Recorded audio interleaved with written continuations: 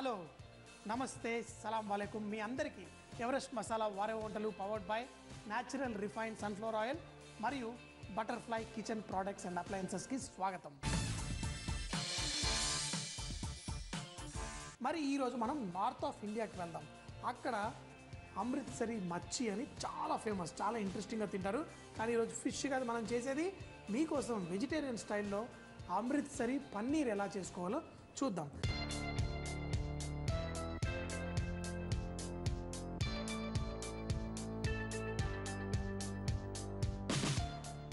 అజ్వైను బేసన్ వేసి పకోడాలా బజ్జీలా చేస్తారు.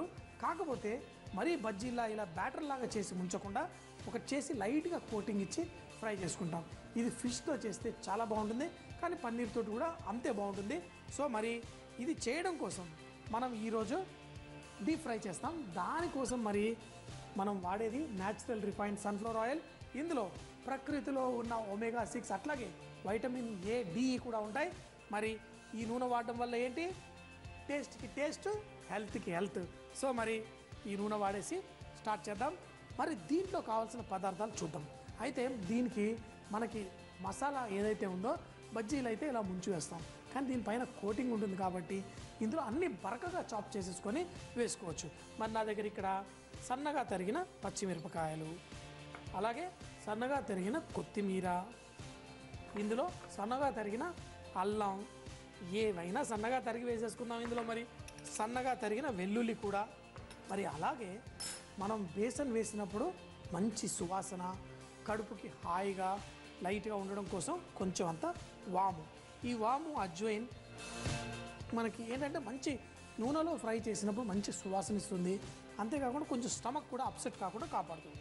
అలాగే దీంట్లో చిటికెడంతా పసుపు, మరి కొంచెం అంత పులుపు కోసం ఇందులో ఆమ్చూర్ పౌడర్. ఆమ్చూర్ పౌడర్ నాకు తెలిసి చాలామంది వాడని వాళ్ళు కూడా ఇప్పుడు నా షో చూసి కొంచెం కొంటున్నారు. ఆమ్చూర్ పౌడర్ లేకపోతే మీరు నిమ్మరసం కూడా వేసుకోవచ్చు. ఈ ఆమ్చూర్ పౌడర్ అనేది మన పచ్చి మామిడికాయల్ని ముక్కలుగా కోసి ఎండపెట్టి పొడి చేసిందే ఆమ్చూర్ పౌడర్. సీజన్లో లేనప్పుడు ఇవి మనం చక్కగా పులుపు కోసం యాడ్ చేసుకుంటాం. అంతేకాకుండా ఇవి ముక్కలు కూడా అమ్ముతారు. మనకి మామిడికాయ పప్పు అంటే ఎంత ఇష్టం. ఎప్పుడన్నా మామిడికాయలు లేని సీజన్లో కూడా మనం మామిడికాయ తినాలి అనుకుంటే ఈ మామిడికాయ ముక్కల్ని ఎండపెట్టిన ఈ ఆమ్చూర్ పొడి చేయకుండా ముక్కలుగా ఉంచిన ఆ ముక్కల్ని కూడా మనం చేసుకుంటే చాలా బాగుంటుంది. ఈసారి మరోసారి తీసుకొచ్చి ఆ పప్పు కూడా చూపిస్తాను. మరి గరం మసాలా అయితే చిటికెడంతా వేసుకుందాం. కొంచెం అంత కారపొడి, చిటికెడంతా ఉప్పు కూడా ఇందులో వేసుకుందాం. వేసి లాస్ట్గా శనగపిండి. చూసారు కదా, అన్ని ముక్కలు ముక్కలుగా చేసిన దీంట్లో కలిపేసుకుందాం. దీన్ని బజ్జీలా పేస్ట్ చేయకుండా కొంచెం చిక్కగా కలుపుకుందాం. ముందుగా దీన్ని బ్యాటర్ లాగా చేసుకుందాం. మరి ఎన్నోసార్లు చెప్పాను, ఉండలు కట్టకుండా ఉండాలి అంటే కొంచెం చిక్కగా కలుపుకుంటే కట్టకుండా ఉంటుంది. కానీ పచ్చిమిరపకాయలు అన్నీ ముక్కలు ముక్కలుగా చేసుకున్నాం కాబట్టి ఇలా ముక్కలు ముక్కలుగా ఉంది. అయితే మనం ఏదన్నా ఇందులో డిప్ చేసి ఫ్రై చేసుకుంటే దానిపైన కోటింగ్ కూడా అలా ముక్కలు ముక్కలుగా ఉంటూ భలే టేస్టీగా తగులుతుంది. ఇలా బ్యాటర్ చేసుకున్న తర్వాత దీంట్లో ఆ వేడి వేడి నూనె కొంచెం ఇందులో వేసేసుకుందాం. ఒక చెంచాడు వేసుకుంటే సరిపోతుంది. ఈ నూనె మనం ఇందులో వేయడం వల్ల ఫ్రై చేసుకున్న తర్వాత కొంచెం ముక్కలు కొంచెం క్రిస్పీగా ఉండే అవకాశం ఉంటుంది. బ్యాటర్ అయితే రెడీ అయిపోయింది. ఇప్పుడు దీన్ని లైట్గా కోట్ చేసేసి మనం ముక్కలు ఇందులో ఫ్రై చేసుకుందాం. ఇలా బ్యాటర్ అంతా చక్కగా కలిపి పెట్టుకున్నాం. చెప్పాను కదా, దీన్ని దాంట్లో ముంచడం కంటే ఈ మిక్చర్ని దీనిపైన వేసి కొంచెం ఇలా అద్దేసి అప్పుడు మనం ఫ్రై చేసుకుందాం. మరీ ఎక్కువ పిండి దీనికి తగలకూడదు, అంటే కొంచెం లైట్గా ఉంటేనే బాగుంటుంది. సో ఒక సైడ్ మనం చేసుకున్న తర్వాత ఈ ముక్కల్ని ఇంకో సైడ్ కూడా కొంచెం కోటింగ్ కనుక వేసేస్తే పర్ఫెక్ట్గా ఉంటుంది. ఇందులో మనకు కావాల్సింది ఏంటి, మెయిన్గా మన అజ్వైన్ ఫ్లేవర్ అనేది తాకాలి. మరి ఇలా పన్నీర్ ముక్కల్ని అంత మసాలా అంతా ఉంచి ఇందులో యాడ్ చేయండి. కానీ పన్నీర్ ముక్కలు విరిగిపోయే అవకాశం ఉంటుంది కాబట్టి కొంచెం లావుగా కట్ చేసుకోండి. కోటింగ్ అంతా కరెక్ట్గా వేసి మరి ముక్కల్ని ఫ్రై చేసుకుందాం.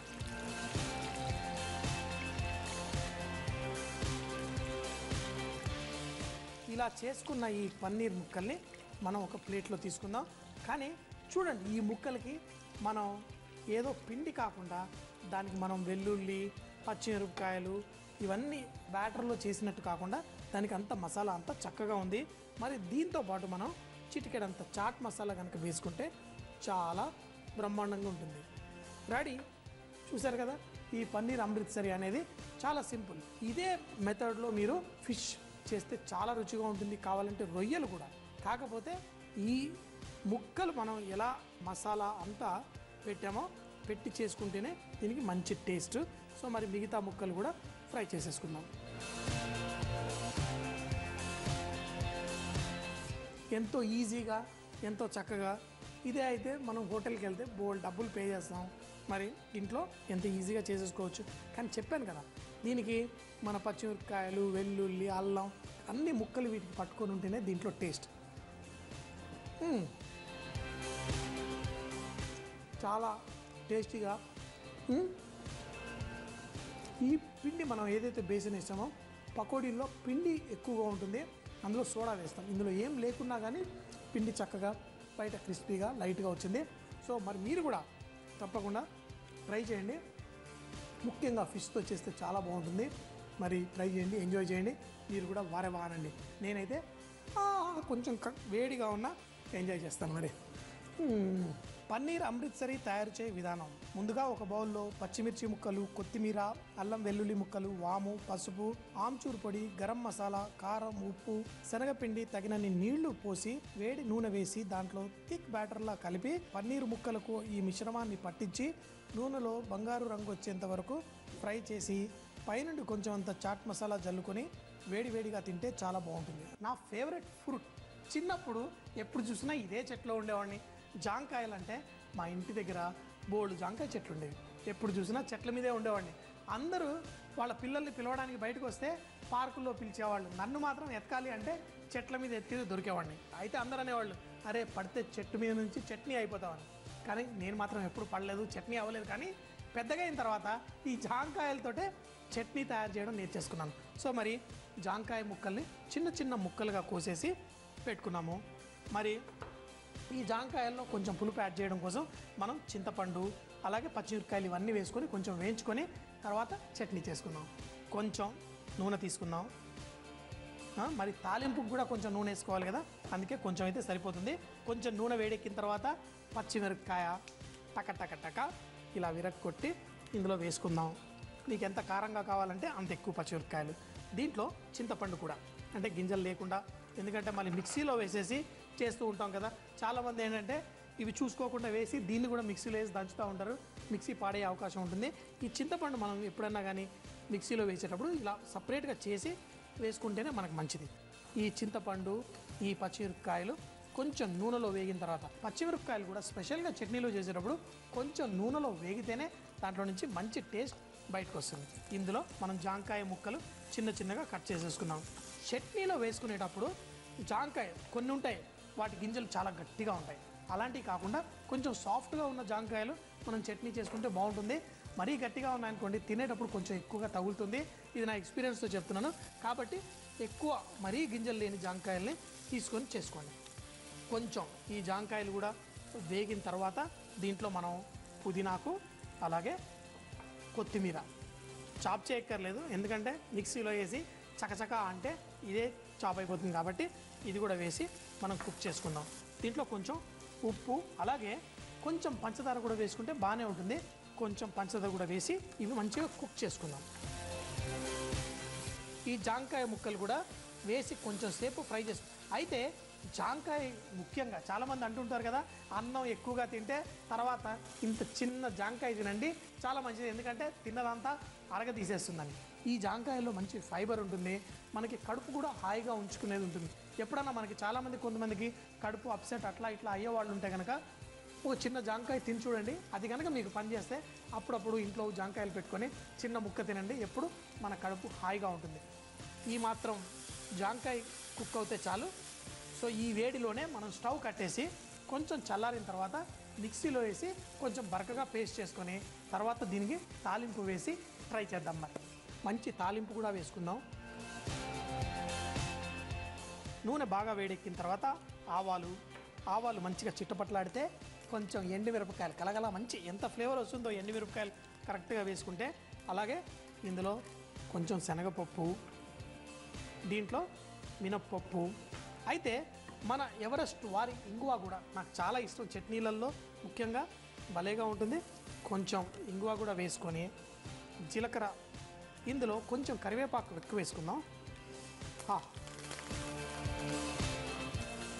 వేసి స్టవ్ కట్టేసి మనం ఇందులో, ఎందుకంటే ఈ పోపు మాడే ఛాన్స్ ఉంది కదా, ఇప్పుడు దీంట్లో ఈ చట్నీ వేసేసుకుంటే పర్ఫెక్ట్గా రెడీ అయిపోతుంది. ఇలా చెప్పాను కదా, కొంచెం అంత నూనె ఎక్కువ ఉంటే కనుక ఈ చట్నీ బాగుంటుంది. దీన్ని మనం సర్వ్ చేసుకుంటే సూపర్గా ఉంటుంది. దీన్ని మీకు తెలుసో తెలీదో రొట్టెలతో చాలా బాగుంటుంది. అలాగే ఒక బ్రెడ్ ముక్క టోస్ట్ చేసుకొని కొంచెం ఈ చట్నీ పెట్టుకొని తిని చూడండి. దానిపైన జామ్ ఏంటి, ఇలా ఫ్రూట్ ఫ్లేవర్డ్ చట్నీ వేసుకుంటే ఇంకా బాగుంటుంది. మన చట్నీ అయితే రెడీ అయిపోయింది. తాలింపు కూడా కొంచెం గట్టిగానే వేసుకున్నాను. సో మరి ఈ అన్నంలో కలుపుకొని తింటే కూడా సూపర్గా ఉంటుంది.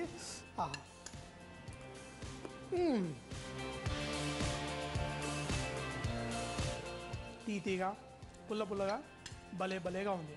మరి మీరు కూడా చేసుకోండి, ఎంజాయ్ చేయండి. తినండి, చేసుకోండి, ఎంజాయ్ చేయండి. నా వంటకాలు అయితే చూశారు. నెక్స్ట్ చకచక అంటూ చట్నీలు, భలే అంటూ బ్రేక్ఫాస్ట్లు చేసే మా ఆవిడ రాగిని మీకోసం ఒక మంచి చిన్న వంటకం చూపిస్తుంది. ఈరోజు భలే బ్రేక్ఫాస్ట్లో మంచి బ్రేక్ఫాస్ట్, హెల్దీ అయిన బ్రేక్ఫాస్ట్. ఈ హెల్దీ అయిన బ్రేక్ఫాస్ట్ జొన్న రొట్టెతో. ఈ జొన్న రొట్టెతో మీకోసం ఈరోజు మంచి కిచిడి, ఆ కిచిడిలో కూడా మంచి వెరైటీ అయిన పప్పులతో చేసుకుంటున్నాము. సో మరి జొన్న రొట్టె కిచిడి స్టార్ట్ చేసేద్దామా?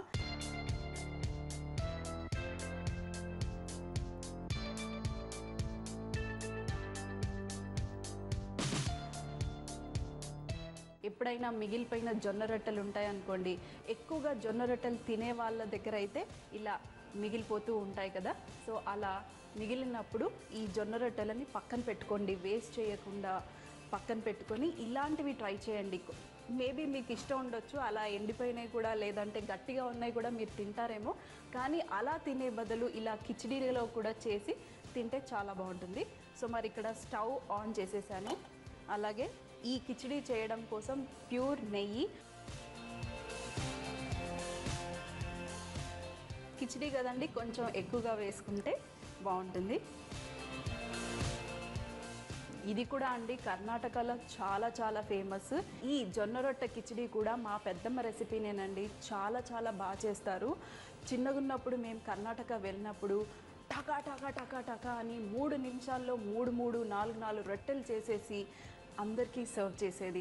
అలాగే ఆ మిగిలిపోయిన రొట్టెలతో ఈ మంచి కిచిడి కూడా చేసేది. సో మరి అది మీతో షేర్ చేసుకోవాలనుకొని చూపిస్తున్నాను ఈరోజు మీకోసం. సో మరి ఫస్ట్గా ఆవాలు, కాస్త ఆవాలు వేగినాక మీరు కావాలంటే జీలకర్ర కూడా వేసుకోవచ్చు, కానీ నేను వేసుకోవట్లేదు.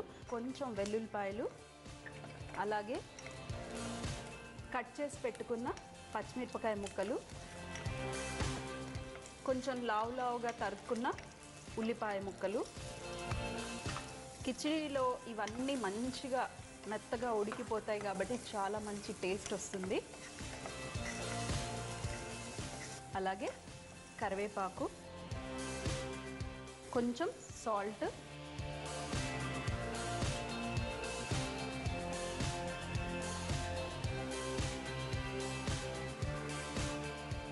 మరి కాస్త వేగిన తర్వాత ఎర్రపప్పు వాడుతున్నాను. మీకు ఎన్ని జొన్న రొట్టెలు ఉన్నాయో దాన్ని బట్టి మీరు కావాల్సినంత పప్పు మీరు వేసుకోండి. నేను ఒక చిన్న కప్పడు వేసుకున్నాను, కాసేపు నీళ్ళల్లో నానబెట్టాను. సో అలాగే పెసరపప్పును కూడా వాడుతున్నాను. పెసరపప్పు పొట్టుతో కూడా వేసుకుంటే చాలా బాగుంటుంది. ఇది కాస్త వేయించుకుందాము. సో మరి ఇది కాస్త వేగిన తర్వాత మీరు స్టార్టింగ్లోనే ఆయిల్లో కూడా మీరు పసుపు వేసుకోవచ్చు, కొంచెం మంచి కలర్ రావటం కోసం. సో పసుపు, ఇంకొంచెం కారంగా ఇవ్వటానికి మిరియాల పొడి. అలాగే ఇప్పుడు లాస్ట్లో ఇందులో మరి పప్పు ఉడకాలి కదా, ఇందులో నీళ్ళు, అలాగే ఇందులో నేను కాస్త సాల్ట్ వేసాను ఫస్ట్లో, ఇంకాస్త సాల్ట్. అలాగే మరి ఎప్పుడా మన జొన్న రొట్టె అనుకుంటున్నారా? ఇప్పుడే అండి జొన్న రొట్టె కూడా. సో ఈ జొన్న రొట్టెను కూడా మంచిగా చిన్న చిన్న ముక్కలుగా చేసి పెట్టుకున్నాము. ఈ నీళ్ళు ఇక్కడ బాయిల్ అవుతూ ఉంటాయి, మనం ఈ జొన్న రొట్టెని చిన్న ముక్కలుగా చేసుకుందాం.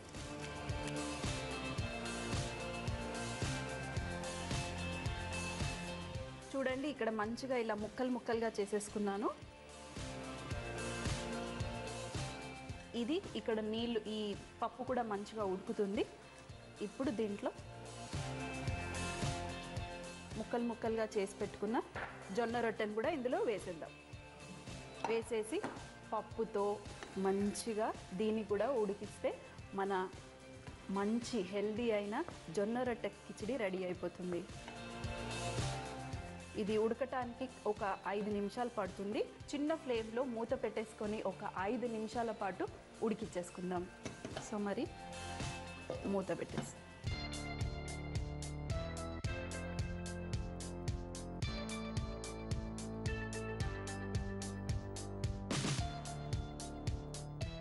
మరి ఒక 5 నిమిషాల తర్వాత స్లో ఫ్లేమ్లో చాలా ఈజీగా చూడండి, ఆహా మంచిగా ఉడికిపోయింది.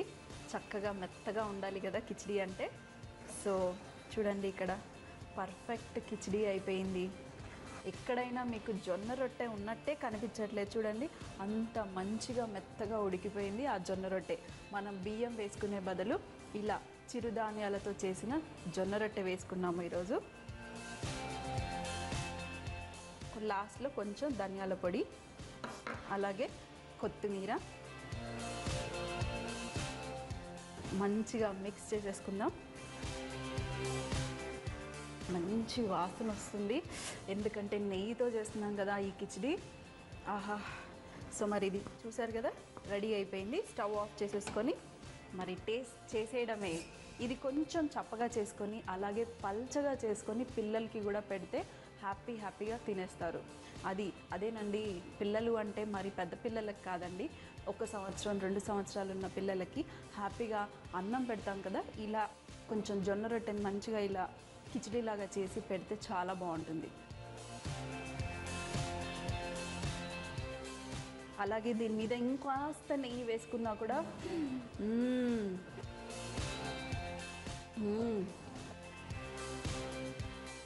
సూపర్గా ఉందండి. ఇది బ్రేక్ఫాస్ట్లో తినొచ్చు, లంచ్లో తినొచ్చు, ఈవినింగ్ కూడా తినొచ్చు. కానీ బ్రేక్ఫాస్ట్లో మీరు చేసేసి పిల్లలకి బాక్స్లో పెట్టారనుకోండి, హ్యాపీగా హెల్దీగా ఉంటుంది అండ్ ఎంజాయ్ చేస్తారు. సో మరి మళ్ళీ కలుద్దాం భలే బ్రేక్ఫాస్ట్లో, మంచి బ్రేక్ఫాస్ట్తో. జొన్న రొట్టె కిచిడి తయారు చేయు విధానం: ముందుగా ప్యాన్లో నెయ్యి వేడి చేసి ఆవాలు, వెల్లుల్లి రెబ్బలు, పచ్చిమిరపకాయ ముక్కలు, ఉల్లిపాయ ముక్కలు, కరివేపాకు, ఉప్పు వేసి కాసేపు వేయించి ముందుగా నానబెట్టుకున్న ఎర్రపప్పు, పెసరపప్పు, పసుపు, మిరియాల పొడి వేసి మరి కాసేపు వేయించుకోవాలి. ఇందులో తగినన్ని నీళ్లు పోసి మరిగించుకోవాలి. ఇప్పుడు జొన్న రొట్టెని ముక్కలుగా చేసి ఇందులో వేసి 5 లేదా 6 నిమిషాల పాటు ఉడికించుకొని చివరగా ధనియాల పొడి, కొత్తిమీర వేసి వేడివేడిగా సర్వ్ చేసుకుంటే చాలా బాగుంటుంది. అల్లం తొక్కని చాలామంది చాకుతో తీస్తుంటారు. అలా చాకును వాడినప్పుడు అల్లం పొట్టుతో పాటు అల్లం కూడా వచ్చేస్తుంటుంది. అలా కాకుండా మీరు అల్లం తొక్కను స్పూన్తో తీస్తే స్పూన్ షార్ప్గా ఉండదు కాబట్టి చూడండి, ఇలా తొక్క మాత్రమే వచ్చేస్తుంది. వేస్టేజ్ కూడా తక్కువగా ఉంటుంది.